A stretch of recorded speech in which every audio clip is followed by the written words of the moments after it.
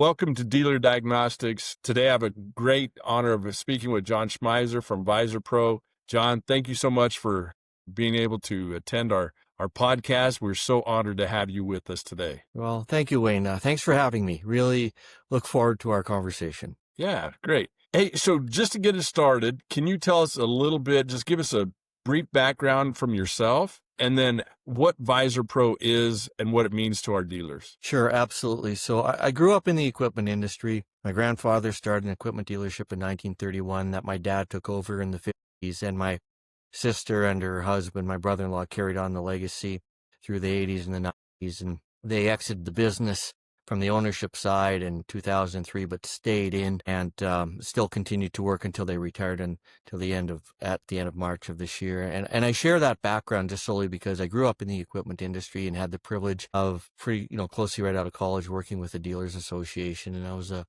president and chief operating officer of the North American Equipment Dealers Association up until last year. I still work with NADA as a brand ambassador to promote the organization and be of assistance whenever and wherever they need me. And it was during my time at NADA that I had a conversation with Rob Syke, who was our CEO at T1 Technology Corporation. Rob told me about how he was developing Visor Pro for the producer market, and he was also working on Visor Pro specifically for an equipment dealership.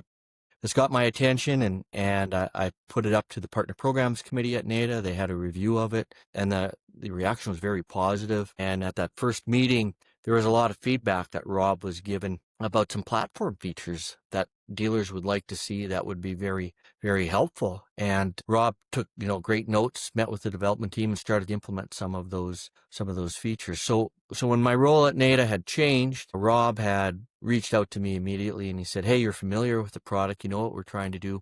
Would you like to come on board as an industry advisor?"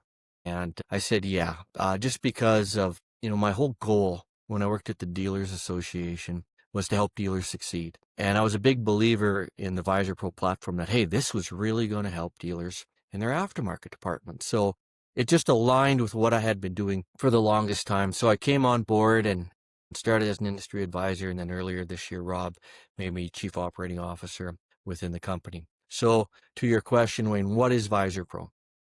It's an artificial intelligence platform, very unique to the industry, developed by equipment dealers specifically for the aftermarket department of equipment dealerships. The roots are in agriculture and construction dealers, but really the platform works in a whole bunch of other verticals like landscape, automotive, heavy trucks, anything that's got a service department as part of their core business offering to the customer. This AI platform, Visor Pro, is applicable to it. So really what Visor Pro does is it takes buckets of information that the dealer has at their disposal and then layers artificial intelligence over that. And that would be service information, internal information from the dealership about tricks or shortcuts or best practices, as well as all of that data and information a dealer has in their business system. So we layer artificial intelligence over top of that, and the end result is our technicians get answers quicker on how to fix equipment. They become more efficient. They take care of the customer a little bit better.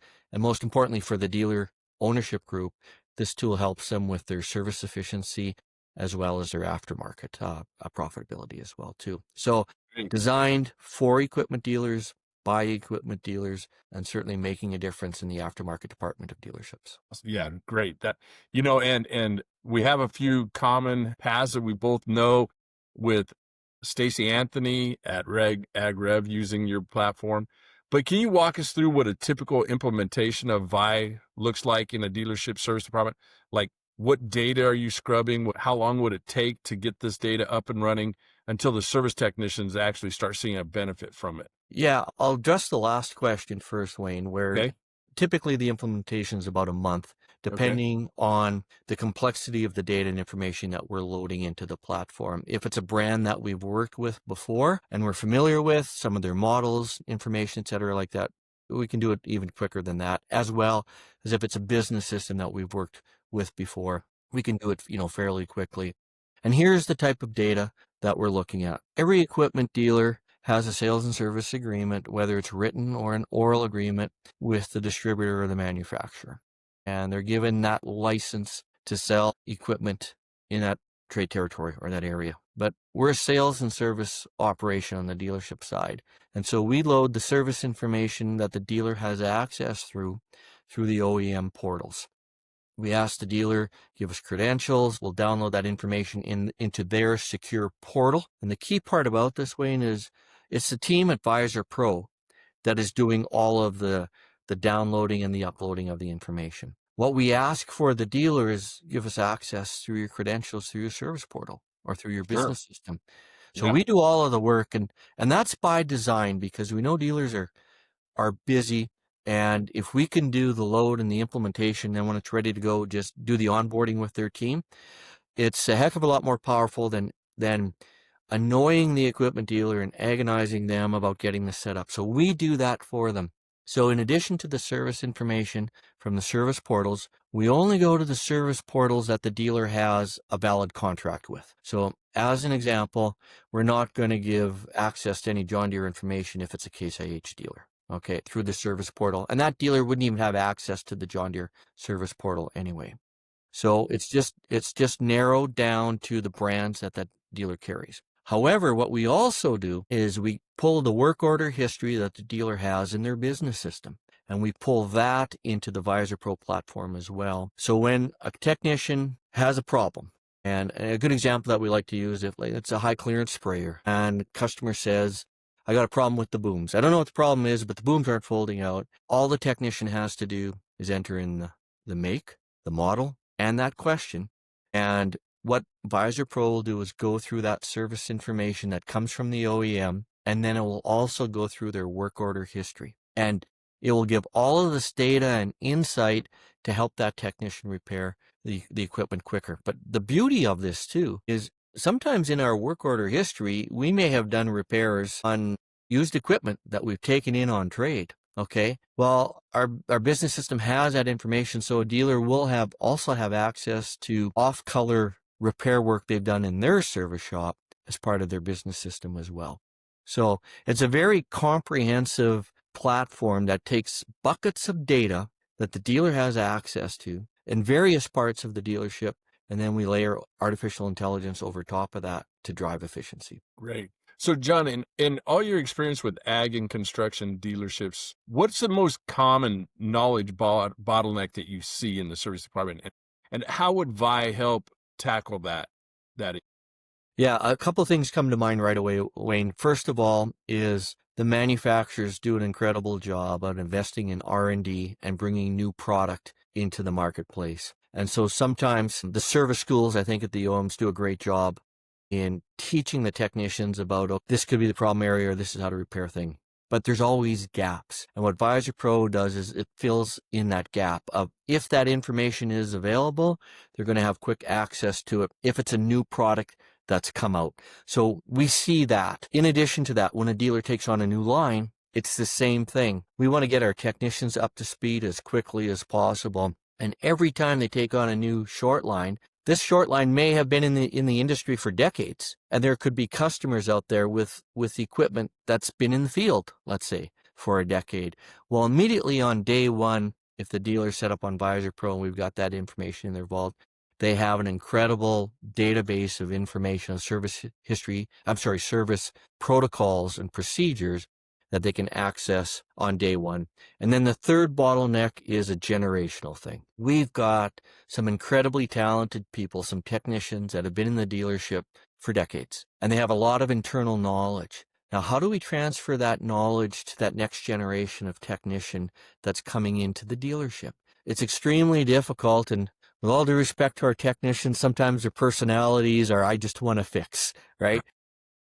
Yes. And so Visor Pro can become an incredible training tool for that new technician who's coming on board to learn how to repair something where he doesn't have to bother a technician that's been around forever. But let's go one step further. Okay. That technician who's been around forever, we got to find a way to document that knowledge that he has. And Visor Pro has a feature in that to allow a technician, a senior technician, to add some shortcuts, some tricks, or some of his experience into the platform so it's documented.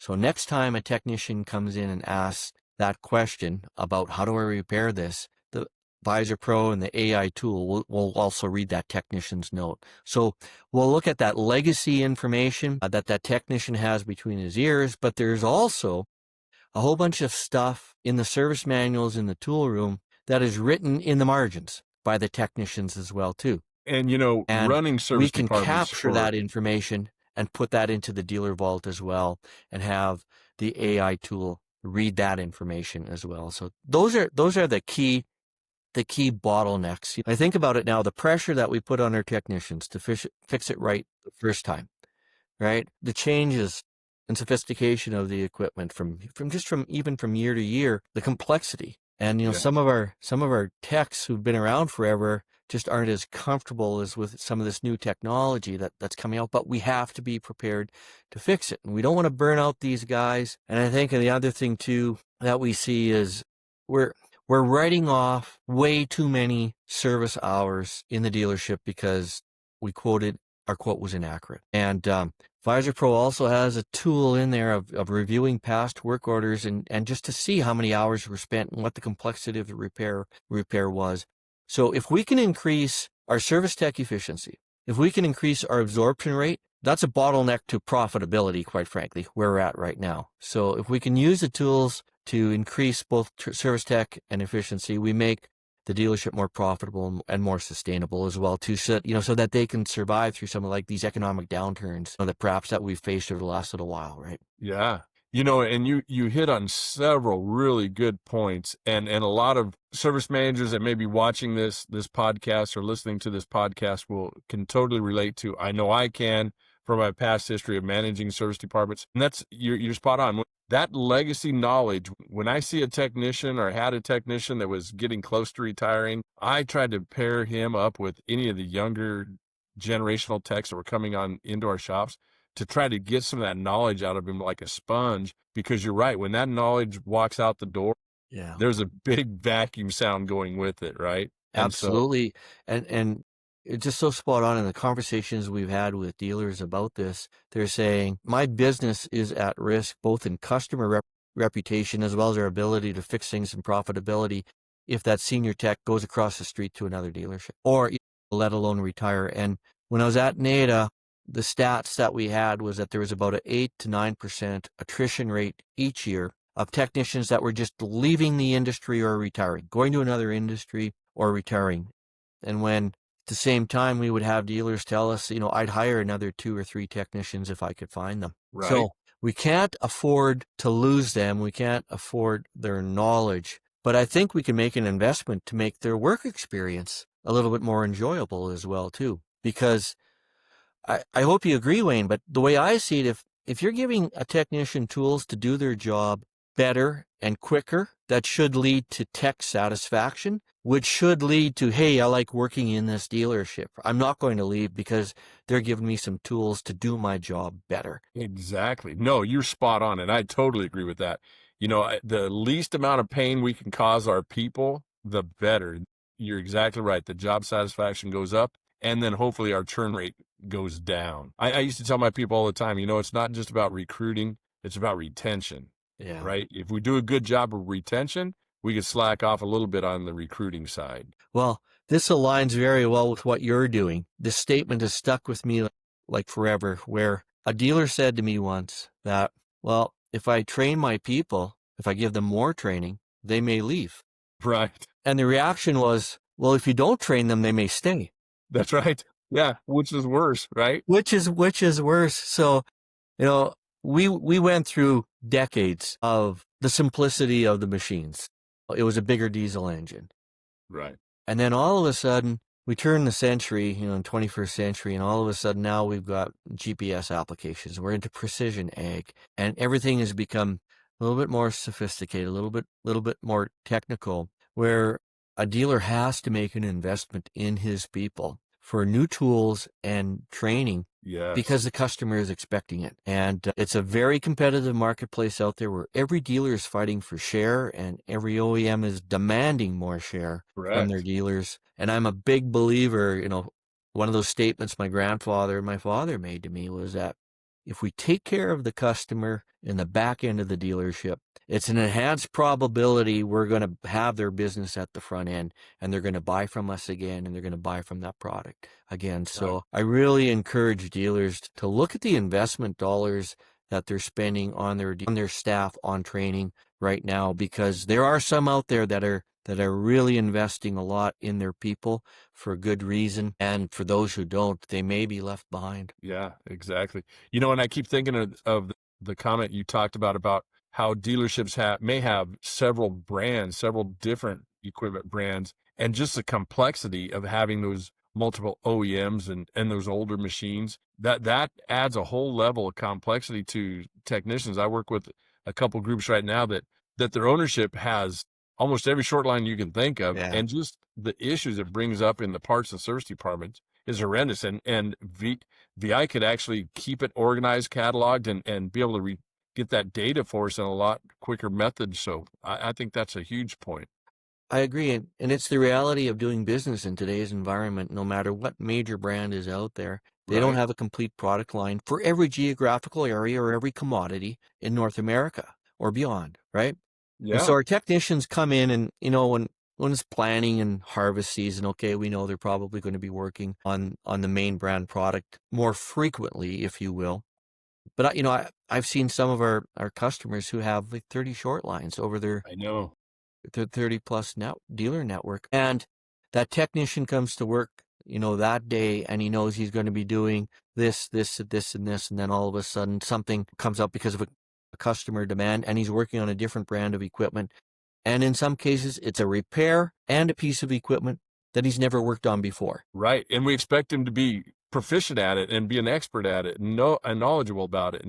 Oh, and the customer is going, I don't care. I want it fixed yesterday, right?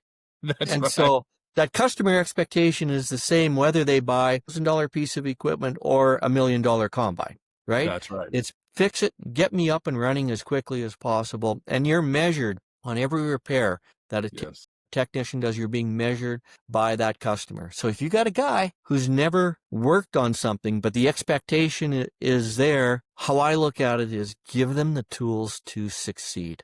Right. Give them that opportunity to use a platform that helps them take care of the customer, repair the equipment quicker, help him repair it quicker so he can move on to another billable piece of repair Right. work. And then that's where the technician wins, the customer wins, and the dealership profitability also gains from it as well. Yeah. And it has to help our technicians, especially in the field. It's almost like having a second technician riding with you that's more experienced, because you feel comfortable. You've got your phone a friend button you could hit, and this could provide that for maybe a rookie technician, or like you say, even a master technician just hasn't worked on this piece of equipment hardly at all. When he goes in the field or she goes in the field, they got a phone a friend right in their laptop with them. Without having to pick up the phone or sending a Yes. text, because the Yes. information is there. Part of me thinks, okay, if we have a tool that allows communication with inside that tool to each other, have we gained anything in terms of efficiency? No.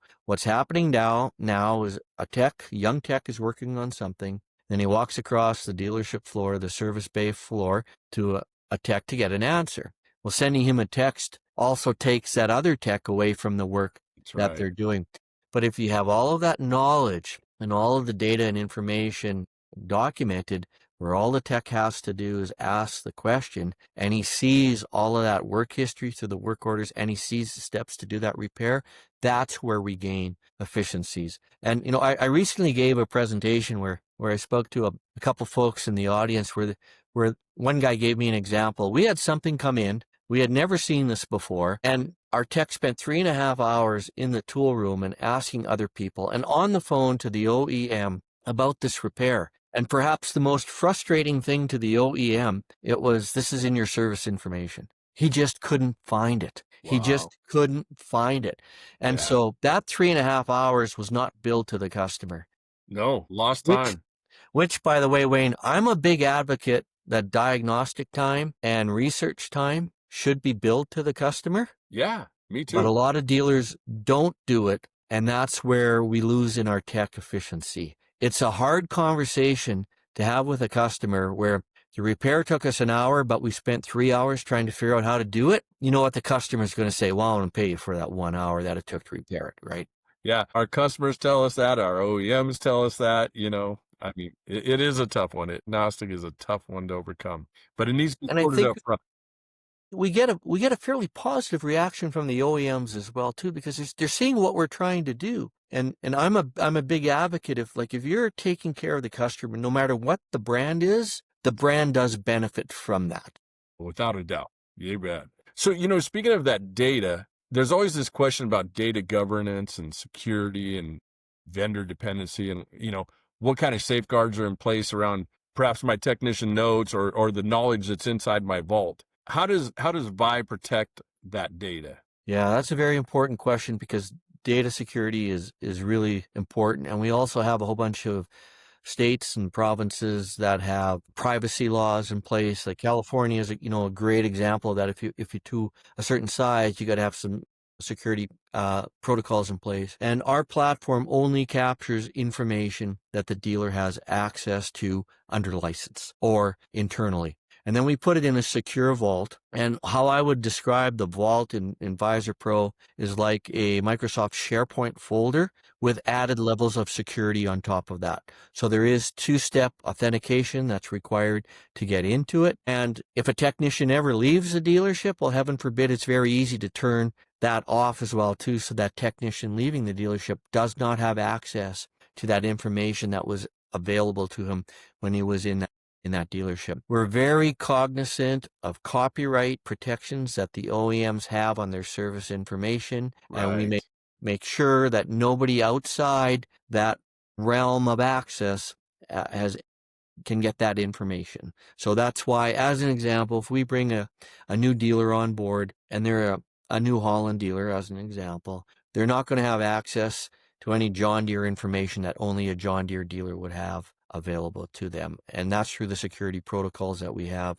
If anything, Wayne, I'm very proud of the team that we've got here to ensure that rule is followed and protected for our dealers. We haven't had a cybersecurity breach. We are working with some business system providers, though, who have had data security breaches in the past.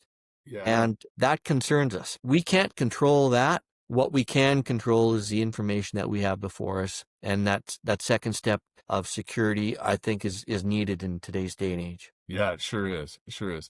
So, you know what? Looking ahead, John, what do you see as far as evolution, the AI in the service department, beyond just knowledge retrieval and maybe even telling us how long it takes to repair it on average and stuff like that? What are you thinking? Like, are we talking maybe predictive maintenance? Are we talking augmented reality repair, full scheduling optimization? What's coming next in your mind? Great question. At the end of the day, no matter where AI goes, and the space is just changing very rapidly. Yes. But at the end of the day, we always need a human in the loop. So AI cannot take off this pulley and replace the bearing. A technician has to do that. So where I see AI going in the equipment dealer space is other parts of the business, which is in need of some efficiency. And so the first step on that is standard repair times. Yes. Every dealer is looking for standard repair times because, for better or worse, they don't view the standard repair times coming from the OEM as very realistic to real-world situations. But what the dealer has in their work order history is an incredible amount of data that can provide them with standard repair times based on their work experience from their technicians. So I'll make the argument some of our large multi-store dealers have better repair data and service history than the OEMs do. So can we help dealers out in standard repair times? Yes, and that's where AI is going next. Secondly, I've kind of marveled at the communication skills of our technicians. They love to fix, right? Yeah. They love to fix. And I've seen some work orders where I was very simplistic write-ups. It was broken and I fixed it. Okay. Yeah, I've seen a few of those in my day. So from a OEM standpoint, that's not going to cut it when this is a warranty claim. Not at And all. so where AI is going and where Visor Pro is going is using that data and information that we have within the business system to help write better work order stories. And once we have that complete, we can write better warranty claims. And when I see dealerships hiring people on staff just to deal with warranty claims because there's a hole in this about what the OEM's expectations are versus what information the dealer is providing. Our current customers have come to us and said, help us use AI to fix that. And when I have the conversations with OEMs about this particular aspect of AI, they're going, yes, bring it. Because the dealer is wasting time and adding people, but we have this infrastructure as well, too, where we have to spend time because the dealer won't send us a completed warranty claim. Right. So if we can use AI and build efficiencies both at the OEM side and at the dealer side when it comes to warranty reimbursement, we know dealers will be in a better position where they're not writing off lost warranty claims because of frustration. The manufacturers will get all the information that they need to fulfill that warranty reimbursement quicker than they're doing right now. And ultimately, that benefits both the dealer and the manufacturer side if we can put that AI into that efficiency on the warranty side. Yes, for sure. I sometimes wish, John, that I wasn't, or I'm not as old as I am, because I really would have liked to have utilized this when I was really in the trenches, on the front line. And I'm thinking about how I could utilize AI in not only my service department, but in my parts department. In the parts side, we're always looking backwards and saying, well, how many have you sold, and how many should you stock based on that sales history versus taking AI and saying, look, I can do some predictive stocking. And I would just love to have had that opportunity. I think it's an exciting time. I think what you guys are doing is an amazing deal. I love hearing about it. I'd like to stay in contact with you and learn more as Visor Pro grows out and gets more and more sophisticated. I just love to share that with our dealers. Well, you just brought up a great example. This is a real world example. It's part of a case study that we have for one of the dealers that we onboarded. This dealer hired this young gal who used to work at the parts counter in a car dealership. And she came over to the farm equipment side. And on her first day, or part of her onboarding process with this dealership, she was giving a username, password to Visor Pro. And later that day, the customer walked in and just asked a very simple and basic but important question. What's the oil capacity on this thing and what type of oil should I use? And she didn't have a clue, except she knew from the short training she had on Visor Pro to enter the make, the model, and the question of what's the oil capacity and type. And within 5 seconds, she had the answer that she was providing to the customer. Isn't And that talk awesome? about a very empowering experience on your first day where you took care of a customer like that. And here's what she didn't do, Wayne. She didn't run to a service manager to ask the question. She didn't run to a tech and ask the question. She didn't have to go paging through a service manual to try and find the answer. And I'm sure she would have found it eventually. For sure. Yeah. But the customer is standing on the other side of the counter, and she gave an answer within 5 seconds on a question that she would have never had any reason to know from her previous work history. Right. And how great does the dealership look in that scenario to the customer? Hey, you're new and you gave me an answer very quickly. You must have done a very extensive onboarding and training process with this employee to be able to get me the answer to that question. And so let's take it a step further. How often does the customer call into the dealership to the parts counter and take a parts counter person or even a tech or service manager away from billable time? Every single day. It happens. Every day. So if we can confine some of those questions just to the parts counter and not pull a tech or service manager off a job, we gain by that as well too. Both in that impression that the customer has about the dealership because they can get quick answers from the dealership, but just also from an efficiency standpoint. We want our techs to keep working on the equipment. We don't want to take them away from billable hours. And that's what this tool really goes a long way to help. Yeah, I can see that. I put in a customer, what we called our customer technical assistance center, just to take what our service departments were labeling as nuisance calls. Those calls that come in that can be answered out of your owner's manual, but a lot of our owners and operators don't ever open that manual. I mean, you trade it in, it's got, 500, 700 hours, and the owner's manual's never been taken out of the plastic wrapper it came from the factory with, And that's a perfect example how AI could, and this platform could really assist our dealers. Well, Wayne, I love that example because that tells me that our dealers are going the extra mile to take care of the customer. So here's what's in the customer's mind. Yeah, I'm harvesting right now, and I know that operator's manual is like an arm's reach away, Right. But it's easier for me just to call the dealership on speed dial to ask the question than look it up. And the reason why is because our dealerships have taken care of that customer in the past. We've provided that information That's to right. them. Okay. That's right. So they're relying on us for that information. So I like to look at it as this tool helps us at the dealership side of that equation to get that answer quicker and efficient. I still think the customer is going to call in, right? It's just the nature of the beast, but that's a customer service thing. And if that customer calls in, we get them a quick answer. Let's give our staff a tool that's going to facilitate, make us all look good so the customer sticks with us. And when it's time to trade in his equipment and reinvest in new, it's with us and not somebody. That's right. Yep, we all win, right? We know we're going to take those questions. We want those questions. We need to welcome those questions and not look at them, as my service manager used to label them, nuisance calls, because they are, but let's focus them in the right direction and get them to the right people that can handle it without, like you're saying, taking a productive technician off the line or a service manager that has so many other things they need to be doing, not answering how many quarts or how many gallons and what type of fluid. Right. Well, haven't we for years tried to look at ways about, okay, that customer calls in. Now, how do we charge for that? Because they're taking time away. It's a losing equation, really, because the customer, when they're spending millions of dollars on equipment, they're expecting that you're going to take care of them, and we know that, and so that's why we do take care of them. But it's so hard to charge for that.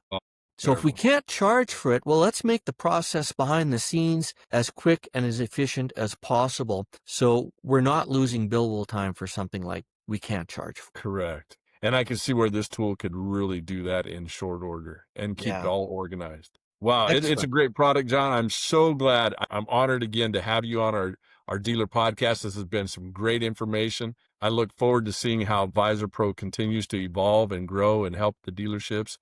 So how can our people get a hold of you, John, if they want to talk to you directly? Yeah, thank you for that. So visorpro.ai is the website. What we typically do when we have the conversations with equipment dealers is book a demo. So we show them the platform feature. But there's also something very important that goes with the conversation, and that's a conversation and discussion about the ROI on this. Yes. Yes. I want dealers to look at this as an investment. You invest in a platform like Visor Pro, you're going to see an increase in your tech efficiency, and you're going to see an increase in your absorption rate if your people are engaged and are using it. And what we're seeing is once techs start using it, they love it because it's making their job easier. So the challenge is, don't look at this as a cost. Look at that as an investment. And we have some pretty good ROI. I won't say the dealer's name, but a dealer who had this in place, again, a real world example, a dealer had this in place for 8 weeks, told us that his tech efficiency increased by 5%. And so I can tell you that this dealer was doing about $25 million in service, and we can do the annual service sales. We can do the math of what a 5% increase on that brings to the bottom line. So they've looked at it as an investment, not as a cost. So we try and move dealers that way in that conversation, to think about this. But again, visorpro.ai is our website. We have some videos there, some YouTube videos there as well, where a dealer can look at just to, get some information, if you will, about how the product works. But we get down into the nuts and bolts. But I should change that to the app itself is app.visorpro.ai, but visorpro.ai is our website, and a dealer can find more information there. Or, of course, you can reach out to us through our website as well. Sure thing. You bet. And if they come to us, we'll definitely get them hooked up with you as well. Appreciate that very much, Wayne. You Excellent. bet. John, thank you so much for your time. Have a blessed day, and thank you again for attending our Dealer Diagnostic Podcast. Well, thank you very much, Wayne. Thank you so much for having me. All the best to you. Take care. See ya.